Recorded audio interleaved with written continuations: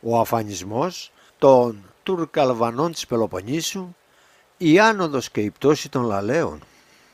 Δεν υπάρχει περίπτωση να διαβάσει κανείς για την ελληνική εθνεργεσία του 21 και να μην συναντήσει ευθύς εξ αρχής αναφορές ότι το χωριό Λάλα και τους κατοίκους του, τους Λαλαίους, που για 4 περίπου αιώνες ζούσαν στο Μοριά και διαδραμάτισαν πρωταγωνιστικό ρόλο κατά το πρώτο έτος της Επανάστασης.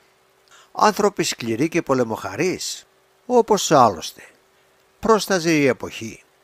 Κλήθηκαν να σηκώσουν το βάρος της καταστολής της Επαναστάσεως στην Ηλία, αλλά και εν μέρη την παρενόχληση των ελληνικών δυνάμεων που πολιορκούσαν την πρωτεύουσα του Μοριά, την Τριπολιτσά, όντας όσο ο φόβος και ο τρόμος στη Δυτική Πελοπόννησο.